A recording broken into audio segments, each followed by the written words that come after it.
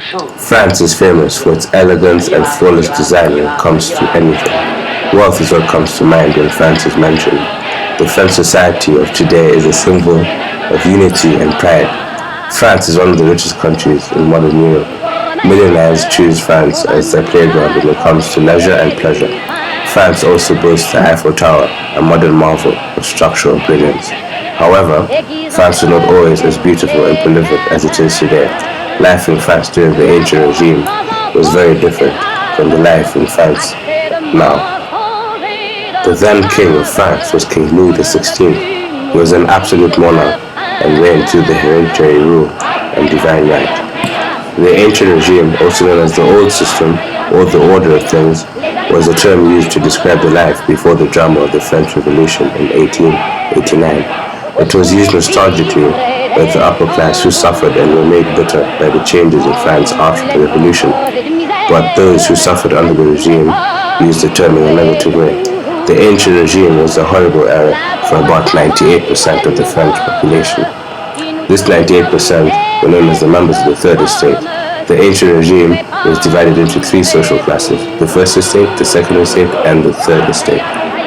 The ancient regime generally describes a system of hereditary rule with entrenched social classes and a stressed relationship between the monarchy, the nobility, and the masses.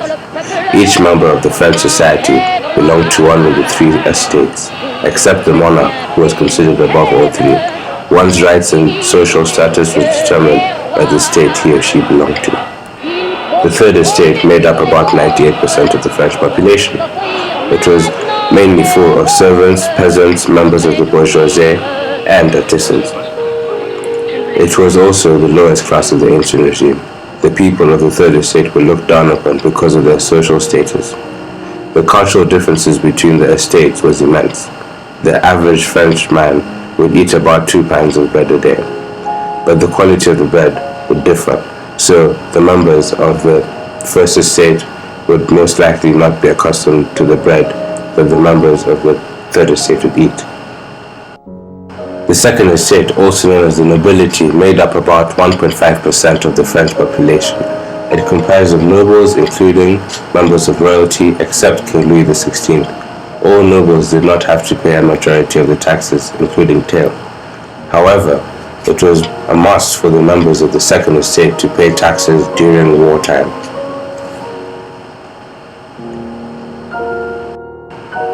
The first estate, known as the clergy, made up a mere 0.5% of the total French population. It comprised of the entire Catholic Church and clergy. The Catholic Church was extremely powerful and wealthy. It owned vast amounts of property throughout France and the rest of Europe. The Catholic clergy was divided into two sectors, the upper clergy and the lower clergy. The upper clergy lived in great luxury and were nobles from the second estate. During the reign of King Louis XVI, every bishop was considered a nobleman. Members of the first estate did not have to pay any taxes. François Isidore de Robespierre was born on the 6th of May, 1758 in Arras, France. The first 6 years of his life were plagued with tragedy. At age 6, his dear mother passed away from illness. Not long after the tragic death of his mother, Robespierre's father, who was a lawyer and practicing Arras, abandoned Maximilien and the rest of his family. Despite his challenging childhood, Robespierre managed to excel in his studies, and he was highly respected for his brilliant academic grades. His teachers even referred to him as the genius. Maximilien went on to study law at the prestigious College Louis le Grand in Paris. It was there that he first encountered King Louis XVI, when the king and his wife, Marie Antoinette, made their first appearance in Paris. Maximilien recited a piece of literature to the king and the queen in their honor. Louis XVI had no idea that the young man would play a big part in his downfall.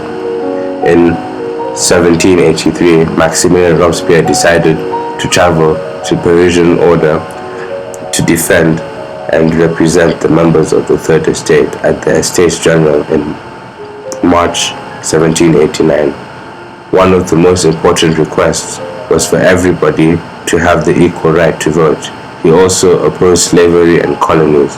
Other prominent members of his viewed his ideas as radical and extreme. He made many speeches and was admired by many for his values and theories. All this even before the period of enlightenment.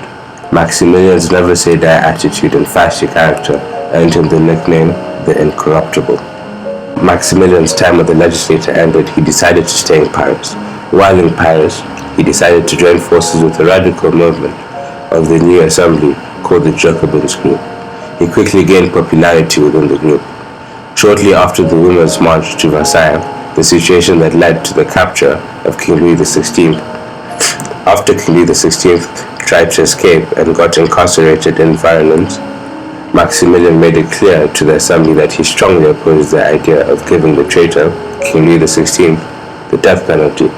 A day after Robespierre announced his opposition towards the idea of the king being executed, there was a large riot, with the public demanding the implementation of République.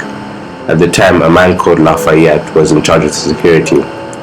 He took advantage of the martial law and ordered that the mob be fired upon in order to break up the riot. Lafayette later accused Robespierre of organizing the riot. He resigned from his position but gained a lot of respect from the French population.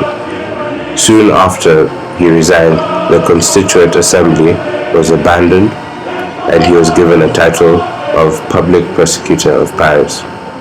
A lot had changed. Members had become extremely radical and wanted to completely erase the history of the previous regime.